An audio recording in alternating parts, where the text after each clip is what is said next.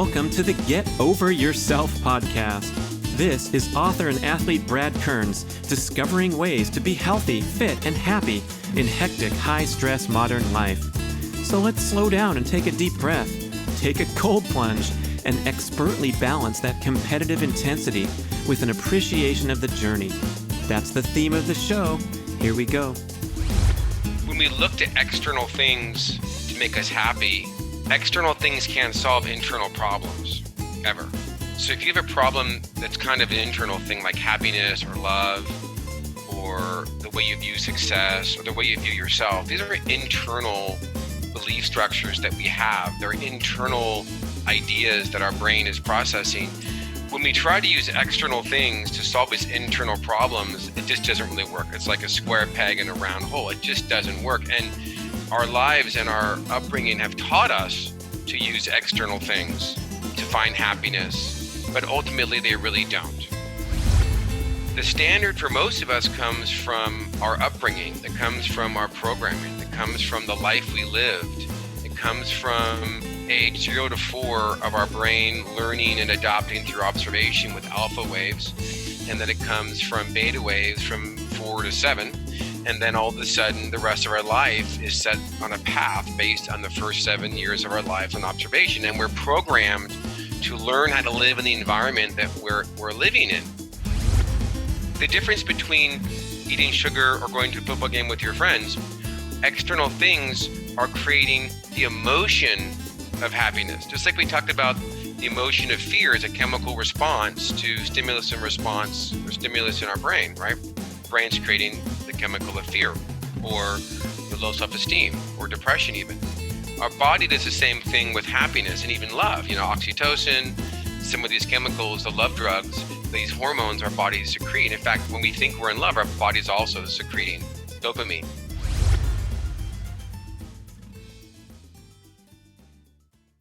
Perfect keto.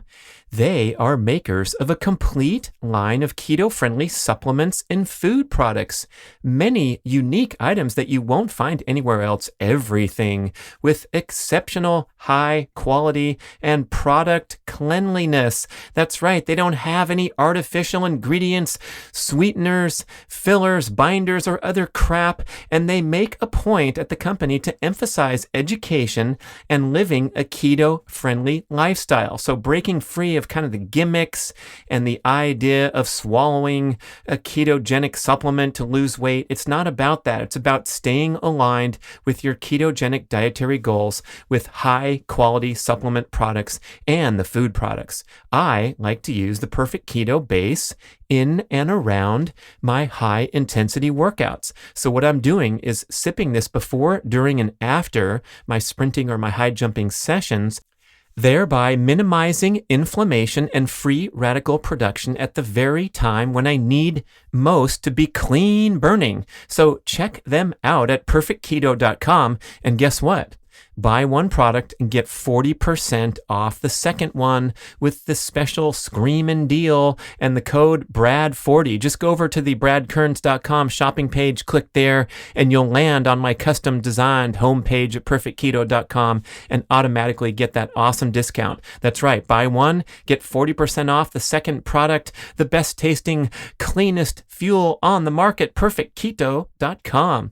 Hey people, I'm so pleased to bring you the second interview with a superstar in the making. His name is Dave Rossi, author of The Imperative Habit, a fabulous new book which will draw you in right away with his incredible story, delivered with tremendous honesty and vulnerability about how he was living the life, living the dream, had a fantastic business, seemingly successful by all measures in society, and then pretty much lost everything, his health, his marriage, his business, and plunged deep into a spiral downward, and then rediscovered the truly important things in life and how to live in a default state of happiness. It's a fantastic story.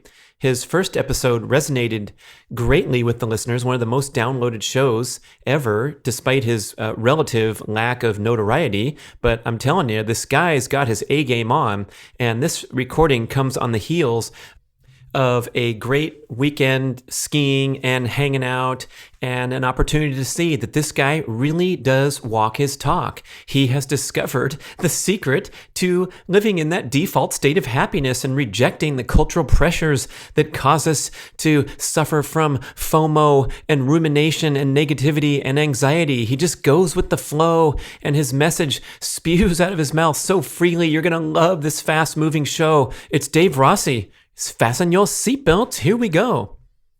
And please go visit theimperative.habit.com or grab it at Amazon and start reading, because it'll draw you in. It's amazing stuff. The 7 Habits.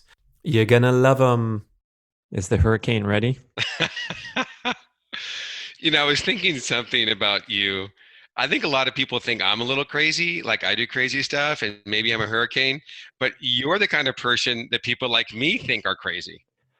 That's funny. People tell me I have a lot of energy too. And I'm like, no, you don't understand, man. I'm always crashing and burning, looking for a chance to rest during my busy day. So it's whatever the perception is. But Yeah, we but got people some, people that think I'm crazy, I think people like you are crazy. that's a high honor. I appreciate that. So, listeners, we got a little warmed up a few Saturdays ago when we went up skiing and driving for many hours in traffic. And we missed out on the 8-hour Dave Rossi podcast, unfortunately. So we're going to have to get, And it was fun. the next best thing. The next best thing. My mind was filled with insights, inspiration. It was awesome. So I want to turn the hurricane loose, but especially talk about this masterpiece that you presented to the world, The Imperative Habit, the name of your new book. Well, I think it's awesome you call it a masterpiece. That means a lot, you calling it that. It is what it is, regardless of what people call it, but I'm glad you like it. That always feels good. Well, you're teeing us up already for this evolved mindset that you've worked really hard to cultivate. And I think the best part is you jump right into this book and you tell your story and you're so vulnerable and you say, "Hey, I was this guy. You were living the dream. You were making money. You had your possessions, but deep down you discovered that you weren't really happy." And I guess that was sort of the catalyst for this journey. That's, of course, a work in progress every day, but it's an amazing transformation, really. So maybe you can take us through how you got into the realm of writing this book, changing your career, changing your life, adopting a healthy new mindset. Well, I think you kind of asked 2 questions there. I think one question was, how did this happen? And I think another question you asked is, how did I do this? I wrote the book because I wanted other people to know that this is out there. I mean, I failed. I failed so completely and totally miserably. I failed trying to do the opposite of failing. I mean, I failed having what I believed was talent, having a great background and upbringing, having so many head starts, and I failed while using all of these things and trying hard to do the opposite of failing. And so I wrote the book because I learned so much through those failures and through transitioning back into a position of success that I honestly wanted so many people to understand what I learned. And one of the things that I had to go through to learn these things was a lot of suffering and a lot of pain and a lot of introspection. And I wanted people to learn these lessons without having to go through a lot of that same pain. And I think the second question you asked is, kind of I muddle through this. I mean, honestly, I just read and read and read and read. And I wrote this in the book. I never read a book in my life. Like, I could barely read a magazine. I would get tired and I'd fall asleep, or I'd get distracted, or my mind would go into other places. I would write email in my head or recount bills I had to pay when I would read a magazine. And what I ultimately did was I walked a lot and I read a lot. And the combination of those 2 things really kind of propagated me to change my life. So, what was going on at the time when this transformation started? You had this huge business operation. Things were good from the outside, but you describe grabbing that pint of ice cream and sitting up late at night and watching TV. And I think that was when the insights start to happen.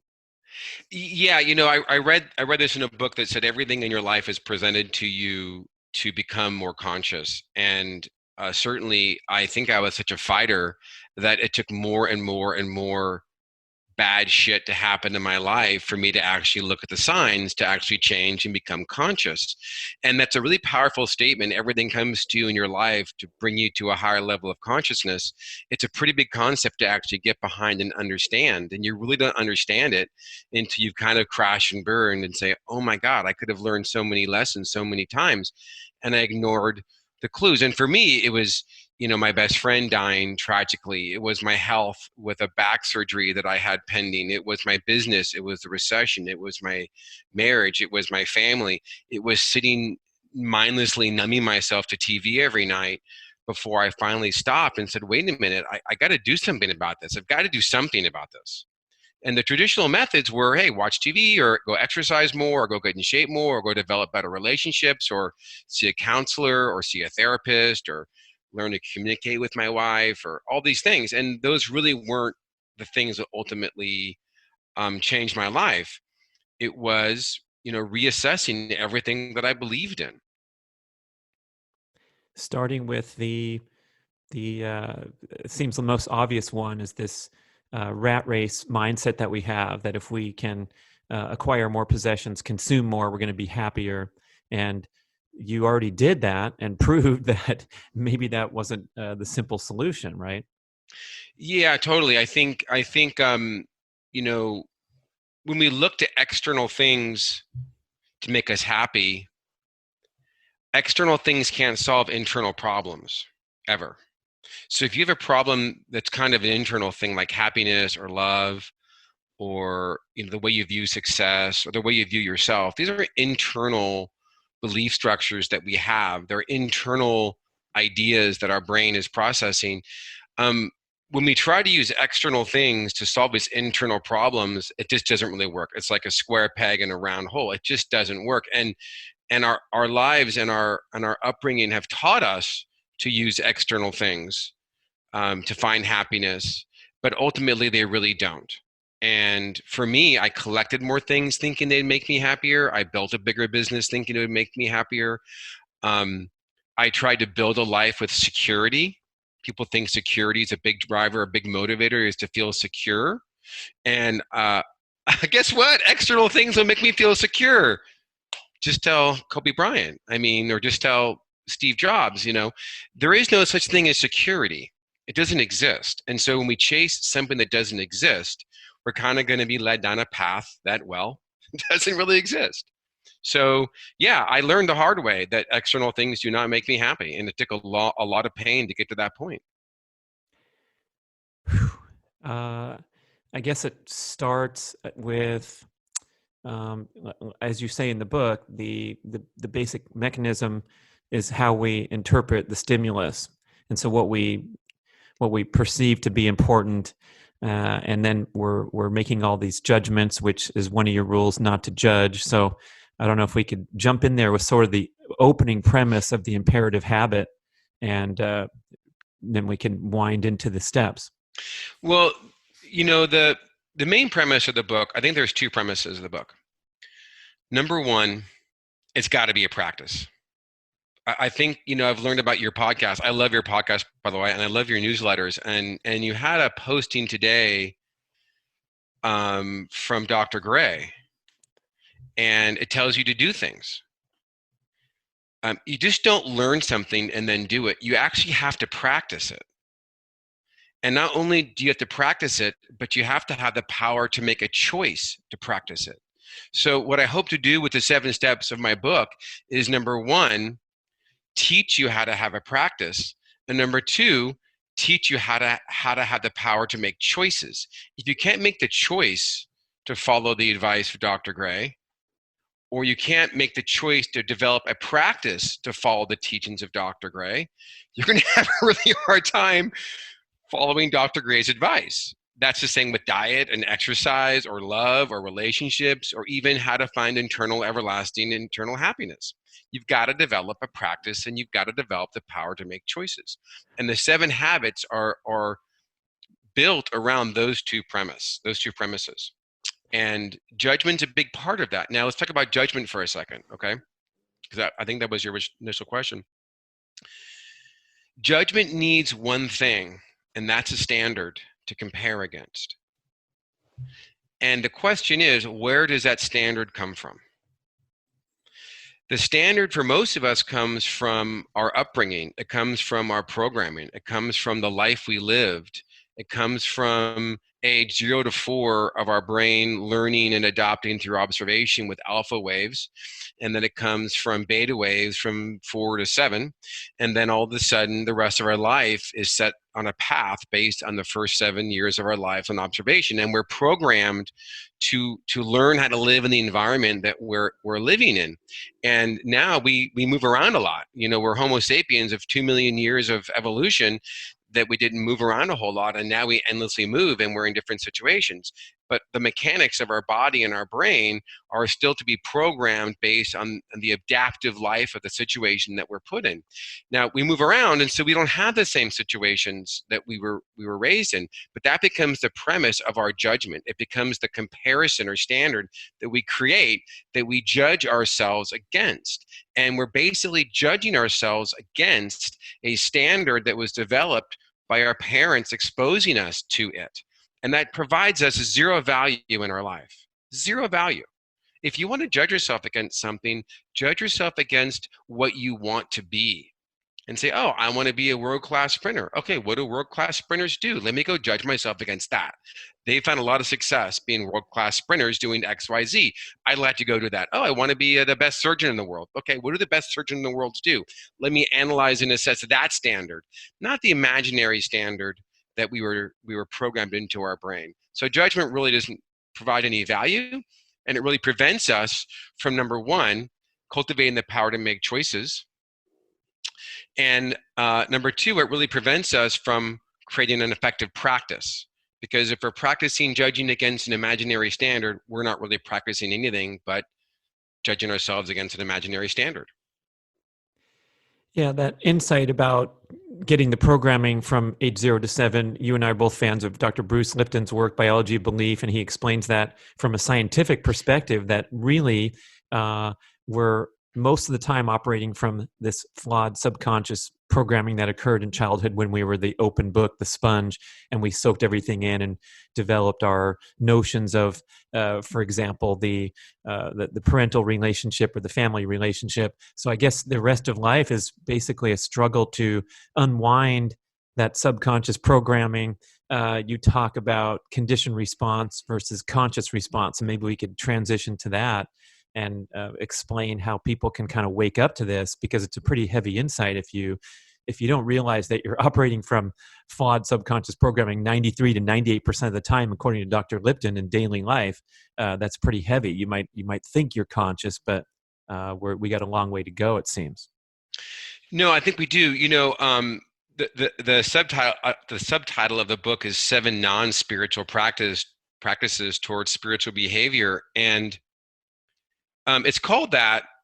And also, let me preface by saying this is an entry-level book, an entry-level spiritual book, right? I was not spiritual before I found this path, and I think the word spirituality might scare some people off, or it might inspire some people. I don't know, but I think everyone's definition of spirituality is obviously based on their programming. So let me kind of explain what it means to me, because it kind of feeds into the answer to your question about a reactive response compared to a conscious response. To me, spirituality is as simple as talking about athletics. You have this biology of your body, you have this biological makeup that produces chemicals and sends signals to your brain.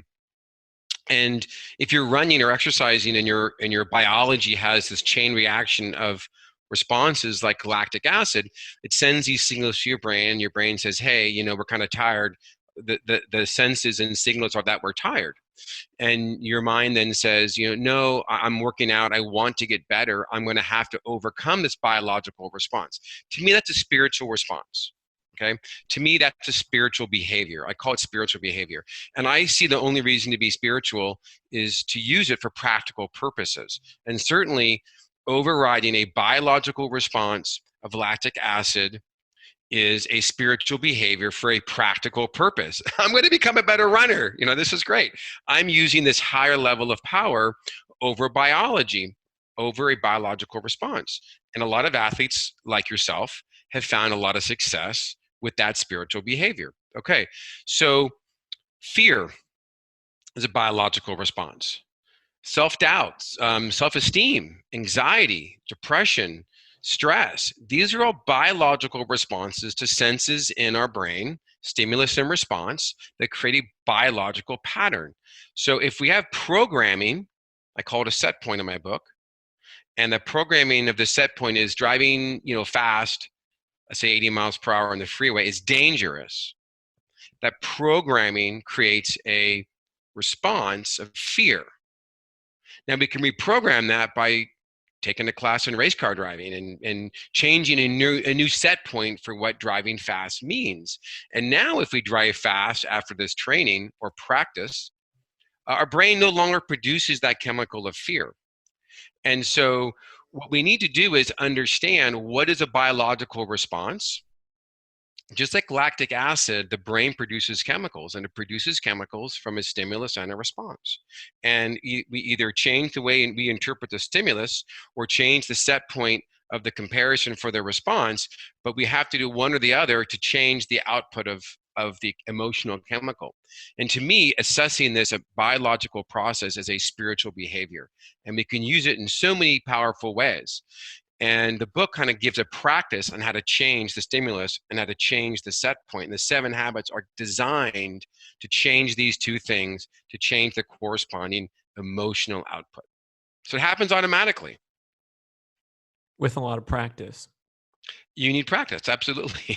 Yeah, I like that distinction. There was a passage in the book where you described how you would always pull these inspirational quotes and collect them and get excited about them and share with your friends in the morning, like, "Hey, don't attach your self-esteem to the outcome. This is great. I'm going to write this on a sticky note on my desk." And then, like at 4 p.m. the same afternoon, you've forgotten about that, and you're all worked up with a reactive response. And I think so many of us can relate to that, where we have these great intentions. We're going to change our diet, transform our fitness, head over to the gym every day at 6 in the morning, and then things start to unwind, and there's some missing link there to where we have the awareness, we have the knowledge. If you take a specific example like diet, we're not supposed to eat sugar, we're not supposed to eat junk and fast food, and yet if we're not able to eradicate that and move on to the promised land, obviously there's a sticking point, there's a block there. So well, why do you think like, that is? Yeah. After explain that to you, why do you think we run to sugar? Well, shoot, that's the flooding of the dopamine pathway. We have plenty of commentary about that from my show talking about the hacking of the American mind, Dr. Lustig's book. But and so why is that? It's a biological response. It's a biological response of feeling good. We're addicted to the dopamine. It's a biological urge to say, I need this. I want to feel good. I want to feel great. This is part of it. I need an external thing to feel good. And if you can't have the power to make a choice over these biological proclivities, then you're going to have less levels of success. And addiction. Absolutely, it's addiction to feeling good. So if you feel good without sugar, you feel good because you're not stressed. Well, let me back up. One of the things about happiness we talk about in the book is that you can't go search for happiness. You can't eat sugar and feel happy. You can't go to a football game and with your friends and find happiness. I mean, you can, it does. It creates an external thing towards happiness, right? Sugar produces dopamine. It's an external thing, creating a chemical. Going to a football game with your friends is an external thing. It produces dopamine and you feel good. Okay, in both situations, when those external things end, what happens to the release of dopamine? It ends, right? So what do? Right? We remove all of the things that make us feel unhappy. And what's left? The state of being of happiness. See, the difference between eating sugar or going to a football game with your friends, external things are creating the emotion of happiness. Just like we talked about the emotion of fear as a chemical response to stimulus and response, or stimulus in our brain, right? Our brain's creating the chemical of fear, or low self-esteem, or depression even. Our body does the same thing with happiness and even love. Oxytocin and some of these chemicals, the love drugs, that these hormones our bodies secrete. And in fact, when we think we're in love, our body's also secreting dopamine, different parts of our brain. And so when we do this, we become addicted to the chemical, not addicted to the external thing. Our programming tells us the external thing is pleasurable. Our programming tells us stimulus and response produces dopamine. Some people like football games, some people like soccer, some people like ballet. I don't know.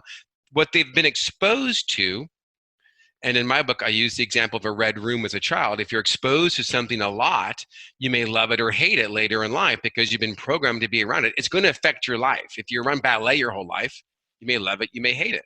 Okay, look Shanahan. Kyle Shanahan becoming a football coach. His dad was a football coach. He loves it. He learned it. He absorbed it. He probably wouldn't be that guy if he was exposed to cooking or something. I don't know. Not to judge any one over the other. But the point is, you have to be able to practice how you deal with these stimuluses, and you have to be able to have a biological override with spirituality. And when you remove all of the things, you just completely remove unhappiness, you remove stress, you remove worry, you remove self-doubt, you remove all of these things. And then you're left with a state of being that's pure happiness. It's not an emotion from dopamine, it's pure internal, everlasting happiness as a state of being. And now sugar becomes a choice. Because when dopamine is injected, it actually doesn't have as much potency because you're already at an elevated level of happiness as a state of being. It just doesn't affect you as much. It's the best way I can explain it in a short period of time. Yeah, I think the sticking point is to remove things that make us unhappy. These sometimes are the things that we love to pursue because they give us that instant gratification, pleasure, dopamine hit. And when everything goes perfectly well and we're excelling in our career and have a wonderful relationship, all these things are great parts of life. But it's when we don't get what we want, which is becoming increasingly more common. We have the disease condition of FOMO that pervades modern society, even affluent society. So I think that's the point that we have to arrive at. And we spent hours talking through this, and I was playing devil's advocate at times when you're telling me not to be attached to the outcome of, for example, writing a book and working really hard and then wanting to see it become on the bestseller list, or even wanting a relationship to work and being feeling attached to I just got married last year, so I'm kind of attached in that sense that society thinks. But this concept of letting go and continuing to let go when we've been programmed a whole life to attach our self-esteem to the outcome of what we're doing, feel proud of ourselves for getting that law degree and passing the bar exam. All those things are a little bit nuanced. Well, what's interesting about attachment is it really is a big part of being spiritual. And again, spiritual, my definition. I think I asked this question once. Did you ever run a race and right before you started that race, did you say to yourself, I'm not even going to enter this race if I'm not guaranteed to win? Not once. Okay. And why? Because you love the sport. You love what you were doing. You enjoyed it. The outcome didn't matter, right? The attachment to the outcome didn't prevent you from racing. Now, what's interesting about attachment is Buddha and Patanjali, who authored the book, The Sutras, are some of the earliest teachings that I've found that talks about non-attachment. And we're talking, 500 BC. Non-attachment as a means to love and non-attachment to a means of loving what you're about to do has been out there for a long time. These are not new concepts. And just the conversation we're having about your racing career very elementarily proves that love of the journey, that love of the activity is much, much more powerful than the outcome. Your love is inside of you. What you love and enjoy is inside of you. And when you find someone to marry, you're giving that gift to them. If you're attached to them, then you're attached to the feeling of this dopamine. You're back to being an addict again. And you're attached to the security that you think this relationship provides you. And then there's no longer a choice. then the relationship isn't a choice. The relationship is an addiction of what the relationship can do for you. Same thing with your sport. The sport is no longer a choice. It's what you think the sport can do for you. And there's a very, very powerful distinction between those two. The 7 habits do create a situation of non-attachment. When you do follow the 7 habits, you really do begin to unattach, and accept and find love in the journey. Find love that comes innately or organically or intuitively without dopamine or without chemical centers. And again, we're dividing the biology of your body, the biology of your existence, to the spiritual aspect of your existence, the intuition, the love, the appreciation of things that you truly enjoy side of your being. So, Dave, do we still have permission to be a highly competitive, driven person that wants to achieve goals and have these great things and maybe even material possessions and things that we think are going to bring us security? But you pointed out that there's really no such thing. But is there some place where we can exist where we have this enlightened mindset, but we're not going to just lie down like a doormat and let everyone else pass us over for the promotion and kind of figure out how to thread that needle? God, that's a great question. It kind of goes back to what we started talking about when you mentioned about not getting that promotion. Well, let me ask you again. Think about your racing career. Um, did it motivate you more or less, thinking that you would win or not win, or getting first place, or did it Yeah, motivate you just because you love the sport? it's a very tricky thing there.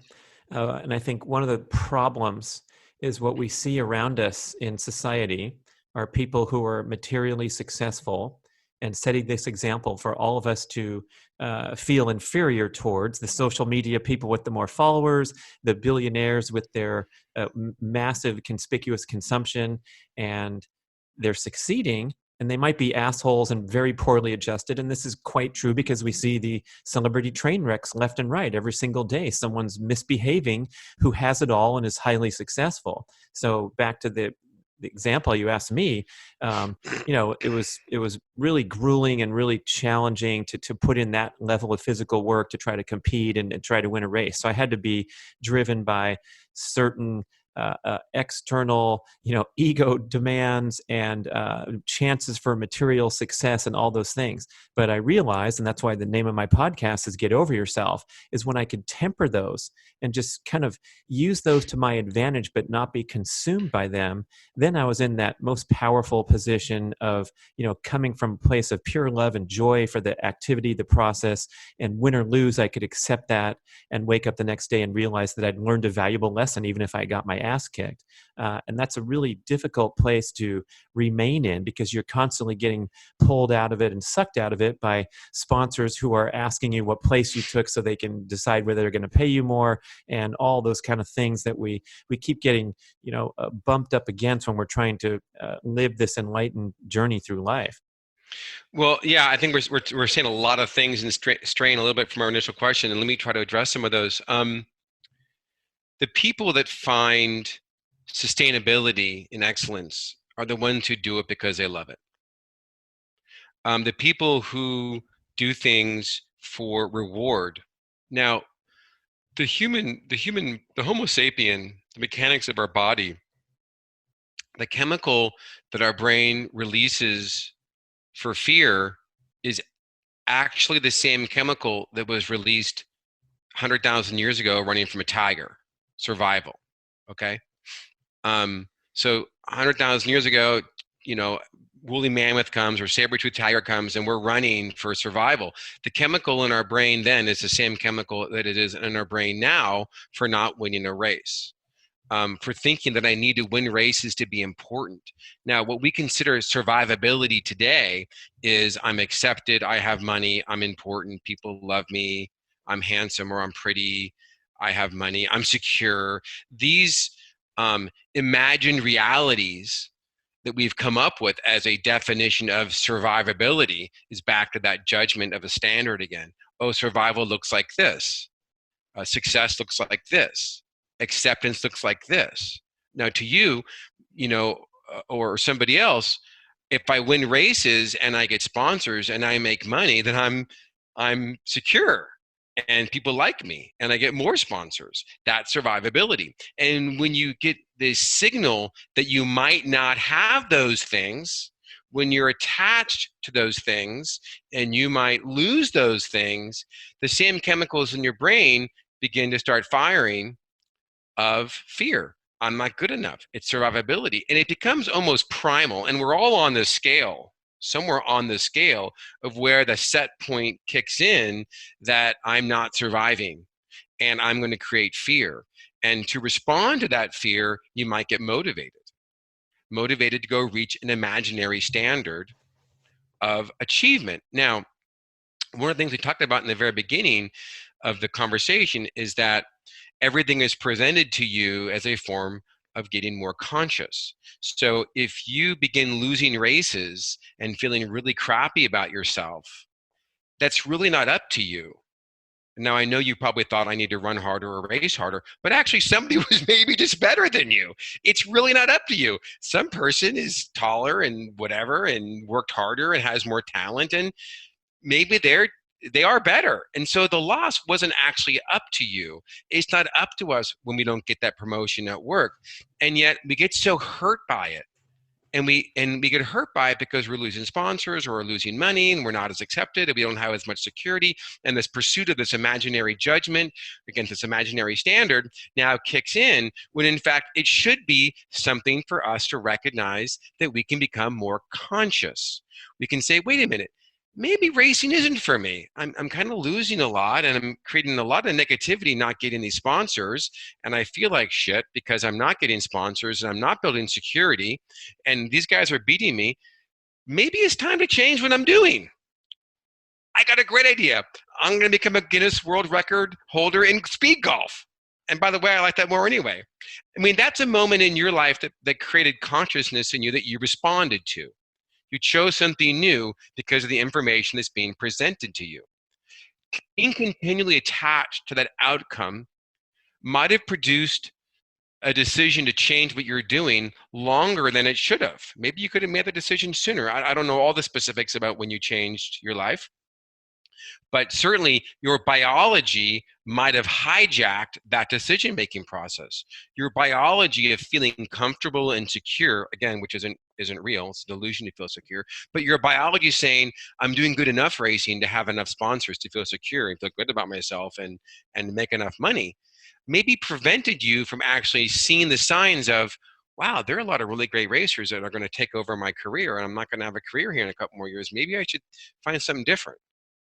So everything's presented for us for a reason of becoming more conscious, and our ability to differentiate between biological urges and spiritual desires becomes that spiritual behavior for practical purposes. Finding that division, finding that robust line helps us make decisions based on logic and love and not fear and biological proclivities. Yeah, I think the fear, the stress hormones are taking center stage in most of our lives and pervading everything, including relationship dynamics, parenting. We see all the problems with the helicopter parenting, trying to overly Yeah. orchestrate the kid's life so they don't fail. And it seems like if we could just escape that for a moment, your first, I'm going to transition now into the first habit because it comes up, is and live in acceptance, Yeah. which is so tough, but that's the opening here. So we have the 7 habits, count them, and we'll try to go through each one. But that first starting point of accept, and then the subtitles going through the chapter, accept everything. Let's talk about that, man. How do we accept everything? Uh, well, I definitely write in the book how to practice accepting everything because it does take practice. You don't just swallow giant pills of misery easily. So a couple things happen when you practice acceptance. Number one, logically, you want to recognize this because, well, it already happened. So accept what already happened. Um, but accept everything also in the terms that people have their own points of view. I always say one of the first um, behaviors of spiritual behavior is to accept that everybody has a different form of reality and everybody has a different opinion about things. It's a spiritual behavior to grant people their views, because as a biological unit, we want to fight people over their views and disagree with their views and disagree with their opinions and share our opinions. Spend 10 minutes on Facebook listening to people talk about politics is where you see people instantly not having spiritual behavior and wanting to fight other people's views. So when I say accept everything, I mean everything. Accept everything. But what if those Accept, people are wrong, Dave? well, no, they're not wrong. They're just positions that I don't agree with. There Uh-huh. really isn't a right or wrong. It's just Uh-huh. there are just situations that I don't personally agree with. Not the things that I've learned. They can have that life. They're welcome to. I just don't want that life. And so it's not wrong. It's just not the life that I want to live.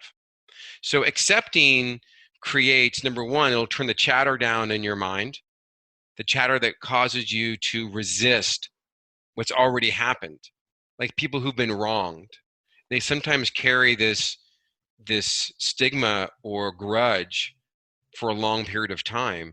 And when you don't accept it, that grudge or resistance really it's basically a giant shard of light in your brain that takes energy constantly, and it always is distracting you.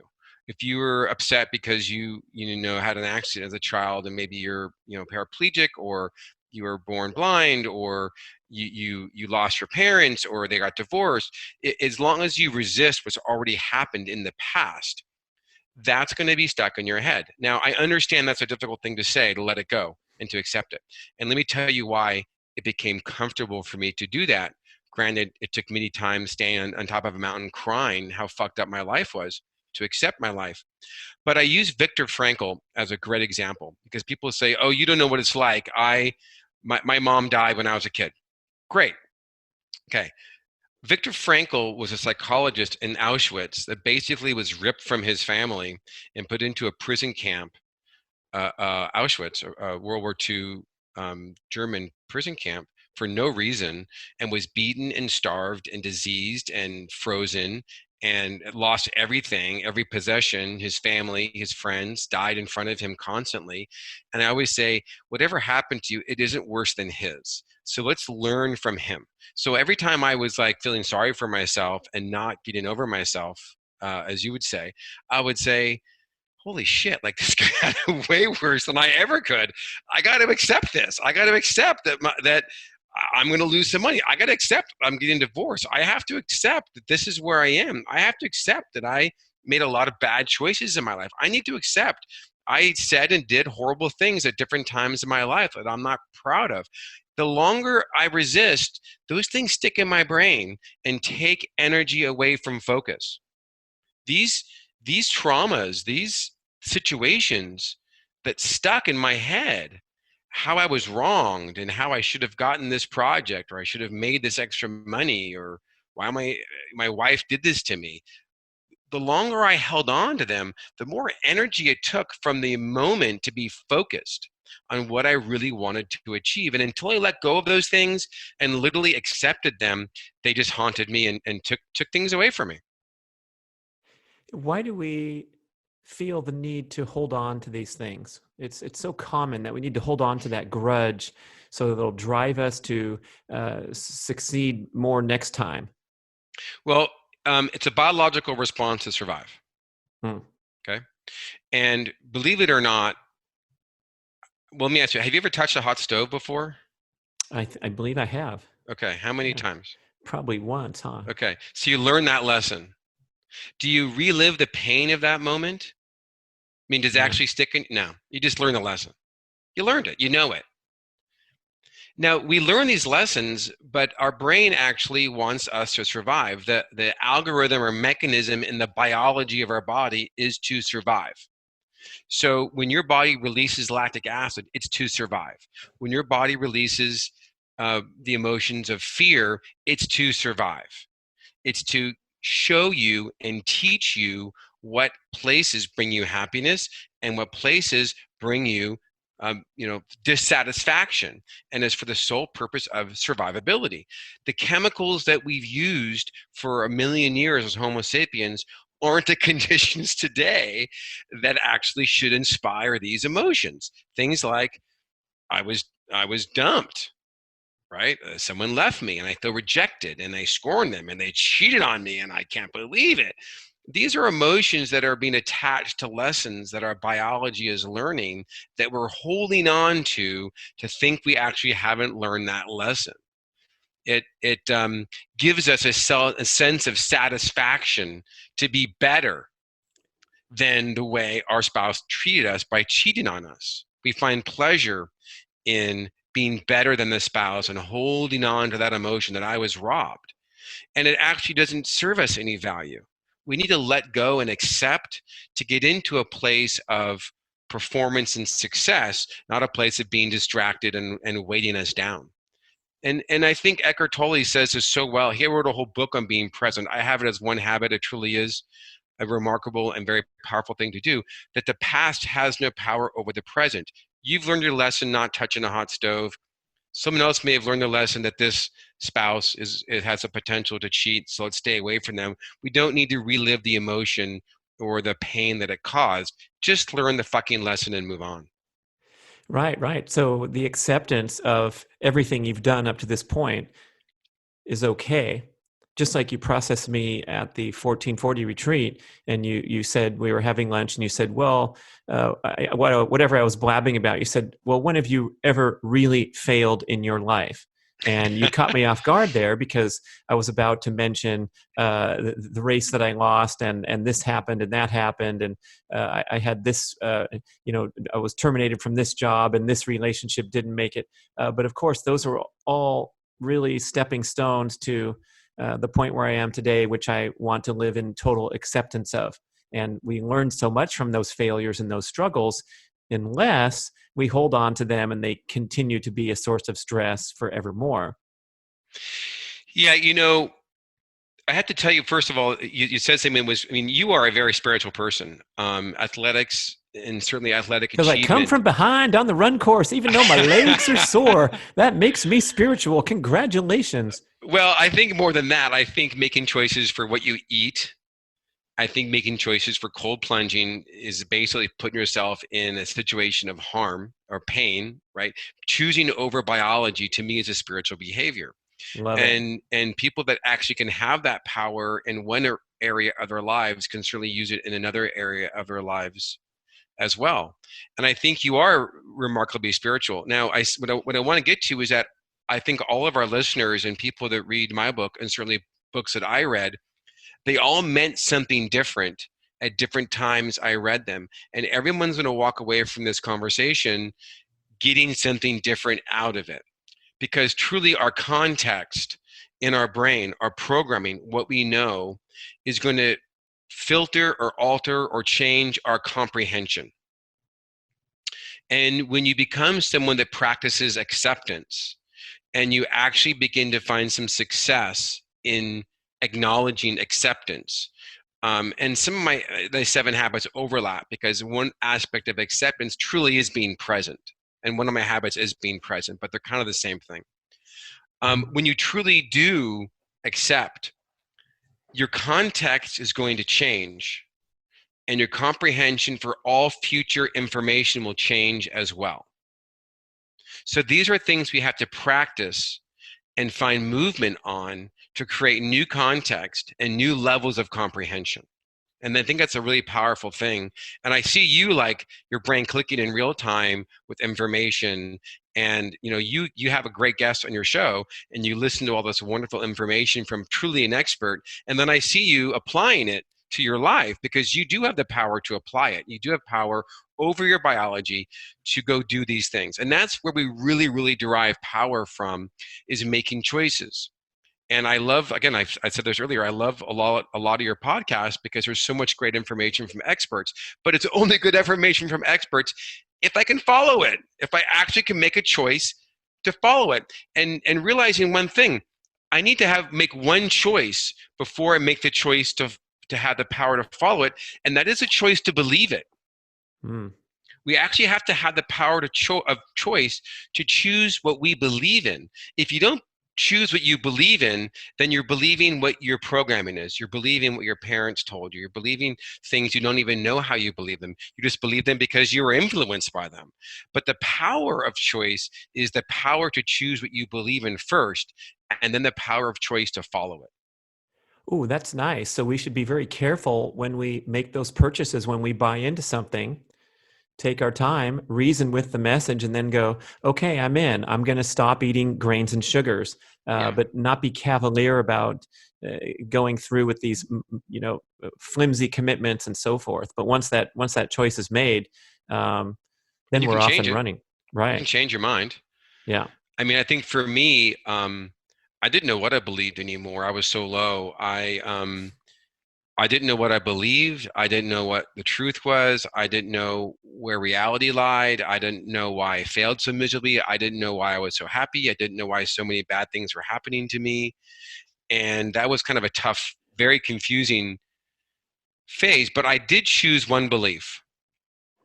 And the belief that I chose to get behind is that everything will be okay. That everything actually is happening to me for my benefit. And I write about this habit 7 is faith. And I had the faith, and I look at faith, and I talk about the book. Faith is non-denominational. It can be religious if you want to. It doesn't have to be religious. But faith is believing in something without actually seeing or experiencing it.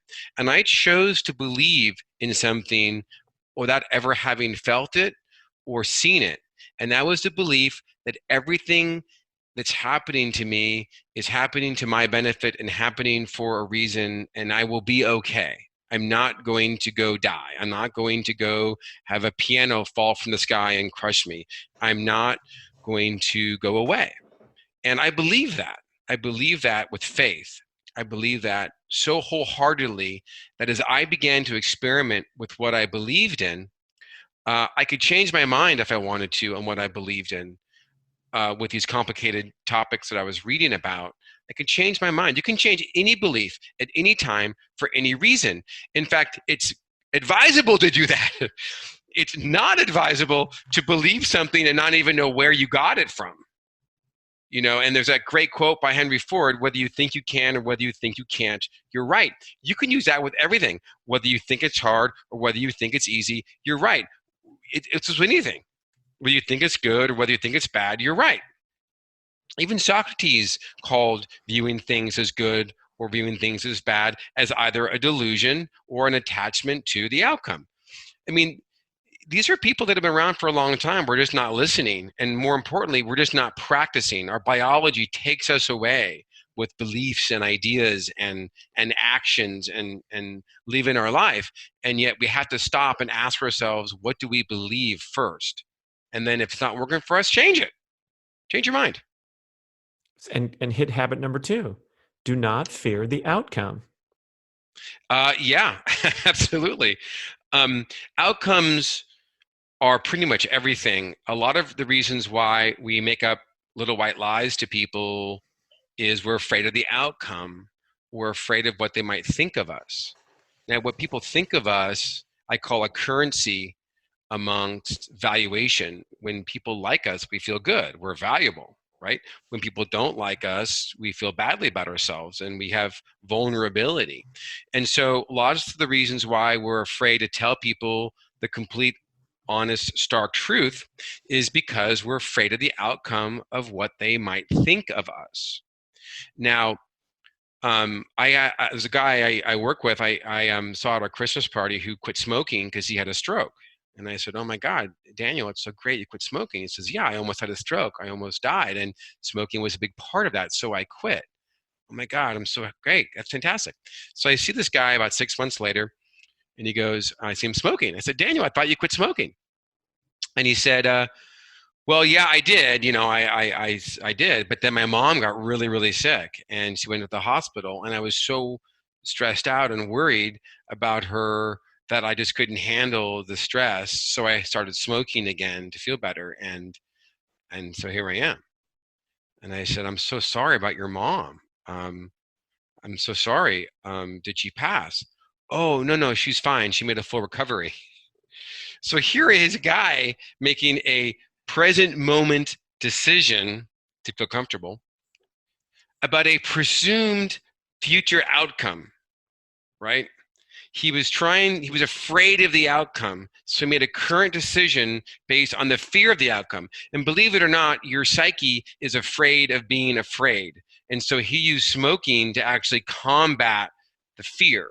His body said, we don't want to even feel miserable. Let's feel better. Let's go find a way to feel better because we're afraid of being afraid. So let's go smoke. That'll make us feel better. And it was a current moment decision purely wrapped in the biology of the fear of fear. And it was a decision made on the fear of an outcome that actually didn't even happen. And we do that a lot. When we fear the outcome and make a decision about a presumed outcome, we're actually betraying ourselves by not living out our true desire or our true goal or our true objectives by trying to keep the peace or keep the peace of a possible outcome. I'm not going to tell my significant other XYZ because I don't want them to get upset. I don't want to tip the apple cart of this relationship. I'm late, but my friend doesn't understand that I'm late, so I'll say I had to get gas, or my cell phone died and I had to go back and get it, or I had to pick up my son from school late and he wasn't ready. We tell these little white lies to keep the peace when we really don't have to lie at all. We can say, I'm sorry, I'm late. I'm just late. I mean, my book doesn't talk a lot about energy and vibrational energy, but the difference between, hey, I had to pick up my son from school late is very different from, I'm late to your party, I'm sorry. The energy behind that, the energy behind the intention, one is dishonest and one is honest. I'm just late. I'm really, really sorry. I hope you're not upset. Yeah. Versus, it's not my fault. It was my kid's fault. I had to pick them up from school and they weren't there and I had to go find them on the playground and I'm so sorry and gosh, and it's not my fault. The Yeah. energetic signature behind those two intentions are very, very different, and yet the situation is the same. Acceptance that we're late and not being afraid of the outcome of what our friend might think of us for being late. It doesn't really matter. And we can't control what they're going to think anyway. They're going to think whatever they want to think no matter what. Right. I remember doing this training seminar, and it happened that my chronic lateness was something that was brought to the attention of the facilitator. So I was processed on that thing throughout the weekend because we had to keep coming back from our break at 9:15, and I was 9:17. Everyone was already there, and so I was trained to use the phrase, "Hey, sorry, I'm late to your party. I didn't care enough about you to be on time," which is sort of the truth, right? And so when you put it in that context of raw honesty, rather than, oh yeah, I had to do this, I had to do that, the traffic was terrible. Now you can't lie about traffic because everyone can pick up their map and look at the red lines. That was a great one in the old days. Yeah. But just putting it out there and realizing that, but not fearing the outcome, it seems like the stakes escalate so high when I judge this to be super important. I'm either going to get the job or I'm not. And I might feel devastated if I don't get it, or if the relationship means so much to me that I do fear the outcome because I don't want to, get my boyfriend mad at me and then he's going to dump me, that kind of thing. Well, first of all, the outcome actually isn't up to you. I know you think it's up to you, but it's really not. And that's a very complicated statement in its own. And before I get into explaining that, if you're into something because you're attached, you're into an outcome because it's attached, your motivation is definitely different. Your motivation is back to being biological. And secondly, the reason why you're concerned about the outcome is because you think the result of the outcome that you think is either bad or good. You say, oh, I need this job because it's really important for money. I may have to leave my apartment because I can't afford the rent. And I need this outcome because this outcome is going to prevent so many bad things from happening. Okay. So I lost my house. And That you built. I built, yeah, it was like my dream house. I built it from the ground up. And it really wasn't up to me that I lost it. And what was up to me is what I learned from it. And what I learned from it was non-attachment. And I think the thought of me losing it being bad is what created so much negative energy. Actually, losing it created wonderful insights and wonderful lessons and wonderful abilities to now learn and grow and change. And actually, it had to happen. It wasn't up to me, and it had to happen. And so, if I hold on to not accepting it, and we're talking about all of the things that went wrong on why it shouldn't have happened, or just plain scenarios out in my brain, takes up tons of mental capacity. It's kind of like turning on too many apps on your phone. You don't have any more mental capacity to focus. And the thing about the result of an outcome that we think is bad, actually maybe it's good. Maybe you really shouldn't move out of that apartment. Maybe you should reassess your career goals. Maybe you should reassess your life. Maybe you should downsize and then build back up something different. So these are actually lessons that do have value. Saying I need this job to live in this apartment is being attached to two things: the outcome of this job and attached to this apartment, when in fact maybe it isn't even right for you. We always judge what these things are. Just because you lose that apartment doesn't mean you can't get something better in the future. Just because I lost my house doesn't mean I can't build another one. It means right now I can't, but that doesn't mean I can't in the future. And I'm already in the process of designing a new house Yeah. to build. So like being upset about it doesn't, it's like that smoking situation. We predict an outcome is bad, and then it may not even happen. And we made these choices for an outcome that we really can't predict. Go after the job you love. Go after the job you really, really enjoy. And if it doesn't give you as much money, then maybe you have to readjust what you have to make it work. And that doesn't happen in 1 year. It could take 3 years. I don't know how long it's going to take. But if you truly love it, you're going to find success in it, monetarily and internal as well. There's a double-edged success to doing things that you love. So along the way, I remember challenging you on this during our 8-hour podcast / visit. Let's say I'm in the job that I love and I'm really passionate about it, and we're all working toward a common goal. And I'll use your example because now you're overseeing the construction of these incredible multi-million-dollar estates in the Silicon Valley, have a lot of pressure, a lot of moving parts, and you're not attached to the outcome. You're living your Dave Rossi imperative habit, but at the same time, you related some great examples of real shit in life getting into the mix here. The cabinet maker is 2 weeks delayed on his project. 2 months. I don't want 2 months. So we don't want Dave Rossi to be attached to the outcome. But then you have this face-to-face meeting. How do you handle it where you can handle challenges and roadblocks with grace as you proceed toward your goal and your dreams? Well, certainly my other job, my day job in building custom homes and the construction industry is fraught with all kinds of conflicted situations, adversarial relationships, and lots of confusion and lack of uniformed context for equal comprehension.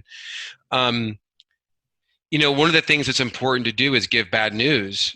And I don't want to I'm calling it bad news for representational purposes. It's just news, right? People call it bad news because people are going to get upset. And you have to be able to deliver information without calling it good or bad, but just deliver it because it's information. And people plan their lives around information. So a project that I was on where the cabinet maker was 2 months late and the clients planning to move into their house isn't a situation that I can actually change. It's a situation that happened. Being upset about it doesn't really help it. Deciding how to respond to it helps it. Giving the cabinet maker kind of a pass and showing appreciation for his ability to get back on track and being grateful for his attention to getting it back on track is going to be much more powerful than me literally throwing darts at him every single day and throwing jabs at him every single day. I can't put countertops in because the cabinets aren't here. I need to find a path to get closer to what I want, not farther away. And in my book, I have this checklist, and I use this checklist all the time. And the checklist basically kind of goes like this: accept everything for what it is. I have to accept that he's 2 months behind. The emotion of not accepting that is not going to be helpful. Okay. I need to not judge. them or me. I need to not judge why it happened. It happened, okay? Acceptance and non-judgment. Because if I judge, I might be angry. If I judge, I might add emotion. I might add anger, okay? I'm going to not judge myself on how I'm going to react or how I feel or what I need. What I need is what I need. I need this done. I don't need to judge why I need it done. I know I need it done. So I'm going to accept. I'm not going to judge how it happened with him. I'm not going to judge why I need it done as well. Okay. Um, I'm going to respond with love and compassion in a manner that gets me closer to what I want. Okay, and that's difficult. Compassion isn't rolling over. Compassion means I accept, I understand, I accept the position that he's in, and I'm going to give him kindness and love and compassion and say the things that I need to say to get closer to my goals. I don't have to be an asshole to respond that he's 2 months late. I don't have to be a jerk. I don't have to chastise him. I can deliver the messages that I need to deliver without emotion to this individual. And that's exactly what I did. And I'm constantly challenged with this all the time.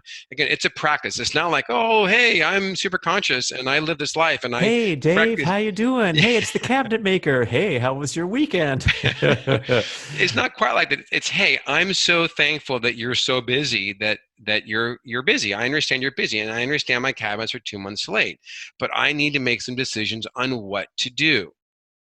What can you do? What are your abilities? How can I help you solve this problem? I want to build a relationship with you for the long term, but we have this problem that we're both stuck with. Now, we could have come clean 2 months earlier, hey, I'm going to be late, but he was kind of stringing me along. I don't have to get mad that he was potentially dishonest and strung me along. I have to now say, great, I have this problem. You're 2 months late and I need these cabinets done. I love Stephen Covey's 7 Habits for Highly Effective People. It's a win-win or no deal. Hey, cabinet maker, what can you do for me? This is what I need. Oh, this is what you can do. That's not going to work. Let's come up with something else together. What can I help you to get something better for me? I need more. What can we do? What can I help you with?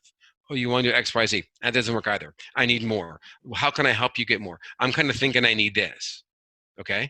Now we're both focused on the solution, not how this happened, not insults and anger towards what's happened. Did you see what I'm saying?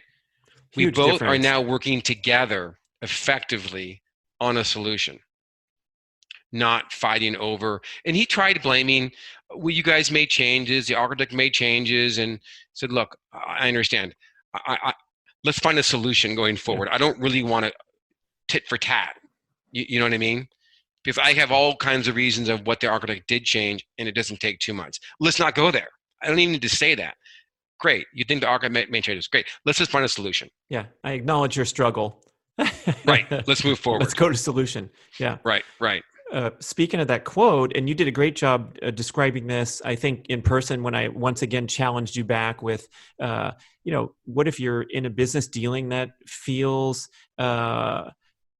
manipulative, you're dealing with the sleazeball, you're trying to use the Dave Rossi 7 Habits, and you made the important point that you don't have to, you can choose out of these relationships that aren't working for you, that don't align perfectly with you, and your dream for how do you live your life, including a love relationship or whatever else that's super, super high stakes. There's a point where it seems like we have to put deal breakers in so that we can maintain our own mental health and our own spirituality. Well, deal breakers are really only deal breakers at that moment. We always think that if we're going to end a relationship with a business partner or a significant other, that's the way it is forever, or even family members. I mean, I know this from my family. I wasn't talking to my parents for many years before I began to change my life. And you say, okay, well, it's family, and family always comes together. But that's the way it is with business relationships as well.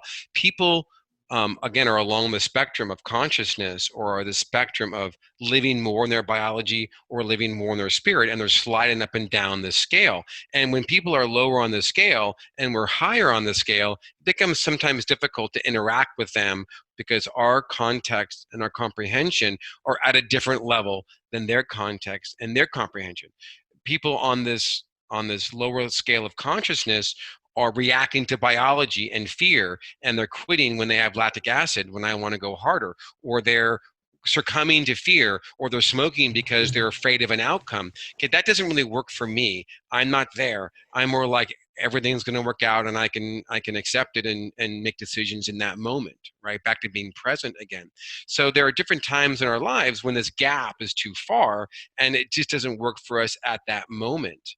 And we think that the tough decision of breaking up with a business partner or a relationship or even a sport or a career is so devastating. Well, it's not. It's devastating at that moment. It doesn't mean it's going to be devastating forever. And we always think that whatever the present moment is that's how it's going to be forever. We think because our little voice is telling us this sucks, that's reality. It isn't. It's just programming.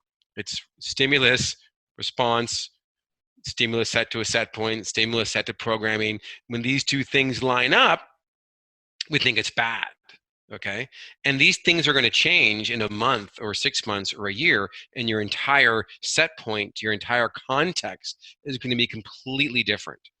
And so we have to be able to differentiate between what's happened is to and now and stop trying to forecast the future and think about how it could harm us. So I'm not sure that answered your question or not. Very nice. Yeah, Yeah. sure. Wow, I have notes for 2 or 3 more additional podcasts, but I'd like to get this nice and clean where we can uh, sequence these 7 habits. You've touched on so many of them through the conversation, but let's just see if we can take a minute for Yep. each one as we work through the 7, and then everyone will be certain to go grab that book, The Imperative Habit, immediately and rise up the charts on Amazon. So Dave Rossi will be happy. Oh wait, he's already happy. He doesn't care. He's not Already. attached to the outcome. Oh my I gosh. actually haven't. I don't even know how many books I've sold. I don't check. I don't ask. I'm happy when people come to me and say they enjoyed it, because it means that they're growing. That's important to me to help people grow. That's really why I wrote the book, is to help people. So I really don't look at the sales, and I'm very happy with my day job. I love my day job, but I really, really, really enjoyed writing this book, and I'm going to write another book, whether it sells massive amounts of books or not. I really enjoyed creating concepts that people can take with them and learn. And not everyone's going to. It's only going to be a subset of certain people, and I'm happy with that.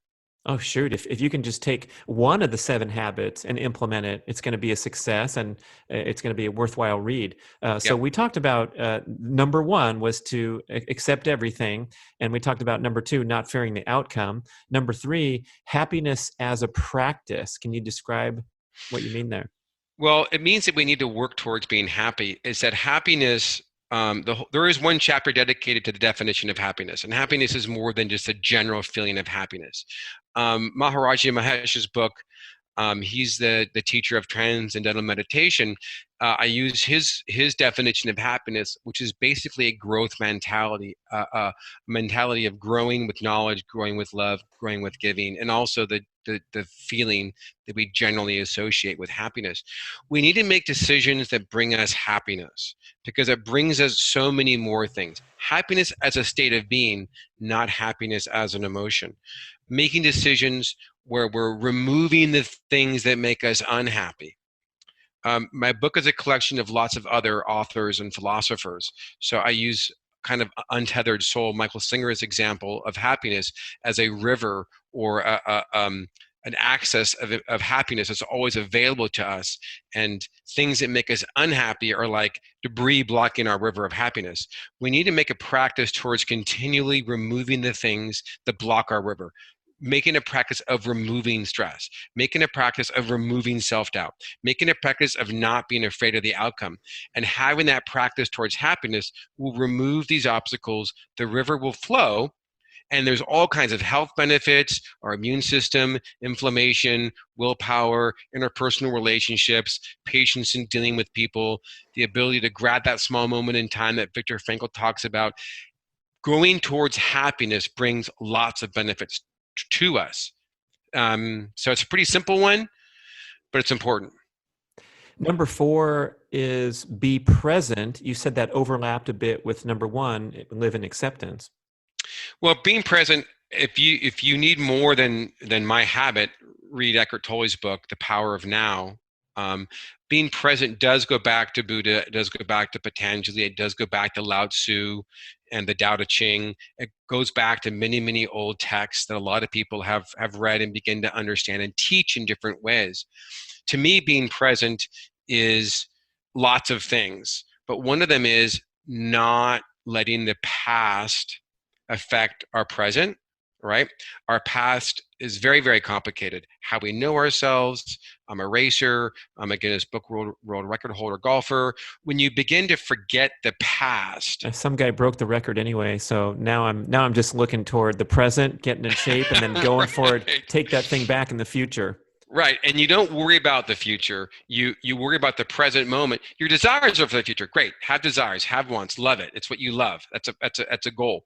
But to not worry about the future, to not make the drive, I have to have this, or that attachment. Being present is forgetting the past and not worried about the future and focused on the present moment. You get massive amounts of clarity.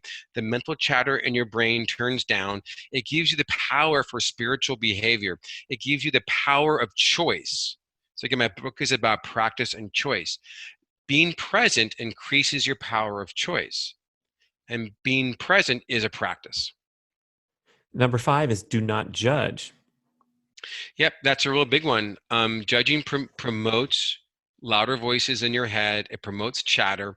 It prevents you from accepting. It prevents you from not being attached to the outcome.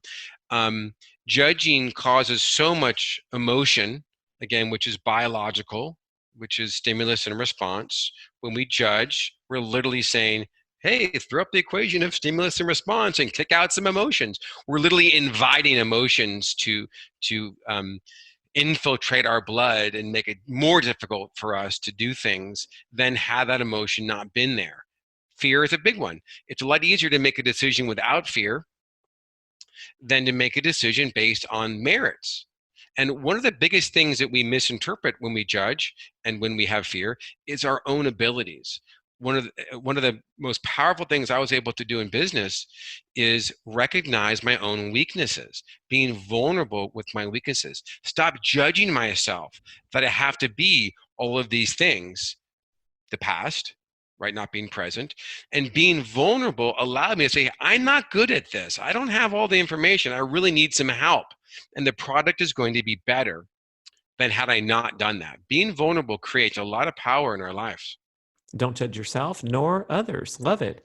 Number Yes, 6, respond with love and compassion to the cabinet maker that's 2 months late.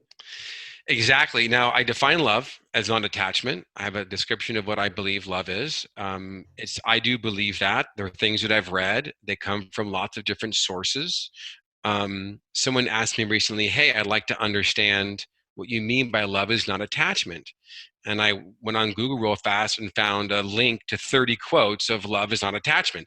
These go back in time with lots of different backgrounds and lots of different people and lots of different philosophers. It's not just mine. I do believe it. I've practiced it. I found success in it. And I've chosen to believe that. So I define love. And then I also define compassion. And I do make a practice of always trying to live with love and compassion. Now, my ex-wife at times and other people in my lives may say, you didn't respond with love and compassion. Well, that may be true. It's a practice, but also it's my definition of love and compassion, not theirs. When they say you didn't respond with love and compassion, that may be true. And I'm really sorry that you feel that way. I'm doing the best I can. And your definition of what I should be doing might differ. I need to stay true to my beliefs and my practice and my goals and do what I think love and compassion is, not what other people love and compassion is. And that's an important distinction. Oh, I'm thinking of parent child right away with that example where the kid's going to raise hell because you don't love me anymore because you took away my car because I crashed it 3 times. And your love and compassion in that example is going to be, I guess, tough love could be the characterization. Well, I think that's a good distinction. I don't know that I don't do that many things with my children like that, where I kind of have a yes or no. I try to teach them the choices of what's potentially more beneficial or less beneficial for them. But yes, exactly. That's kind of the right scenario, which is um, It's what I think, not what you think. I certainly want to take your opinion into consideration, but ultimately I have to make a decision what I believe in, and I have to make a decision when I think love and compassion, what the application of love and compassion are in this situation. Now, with that said, biology always creeps in. It just happens. And I always use the scale. If you're really unconscious and you have lots of biology and you're responding to fear or hunger or whatever, it's like this. And as you begin to break that biological stranglehold on yourself, you increase your spirituality and consciousness, and they kind of change. And it's not always like this, and it's not always like this, but it's a ebb and flow. And you might be ebbing and flowing here, or you're ebbing and flowing here, but ultimately you want to break the strain of biology and increase your consciousness or spiritual behavior or spiritual practice. And responding with love and compassion increases this power, increases your ability to continue doing that. And also thinking about it makes a difference. Just when have you ever stopped and said, I need to respond with love and compassion? In my checklist, I say, respond with love and compassion to get closer to your goals. And that's Habit even more number complicated. 7. That's great. Habit number 7 is have faith. Yep, we need to have faith. This practice gets confusing. This practice gets difficult. This practice creates a lot of doubt and a lot of uncertainty and puts you in situations where you don't really know what is what. And you need faith to stick to your beliefs, whatever they are at that time. And if they're not working for you, change them. And then have faith in the new beliefs that you've created. But you have to have faith to give it some time, and you have to have faith to continue practicing through those rough times. People call it desire or hunger or perseverance or whatever it is. To me, I'm going to use the word faith. You need faith to get through those rough times. You don't abandon your favorite ice cream because life gets rough. If you love golfing, speed golfing, you don't give it up because it gets rough. You have faith that you can transcend these tough moments because you really love it. We don't give up what we love because it gets difficult. So don't give up your goals because it gets difficult. You need faith to bridge those gaps when things are tough and you're not achieving the kind of success that you expect. Those expectations, again, are judgment and delusional responses to a standard. So faith is a really, really important habit to practice.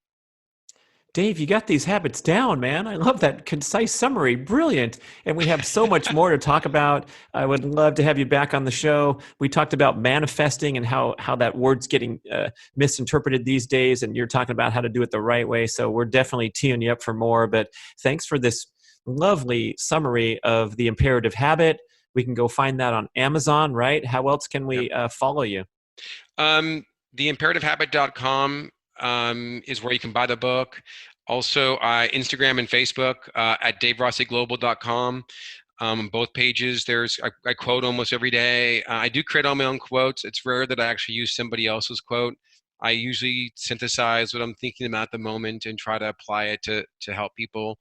And ultimately, it is about helping people. So DaveRossiGlobal.com and Facebook and Instagram.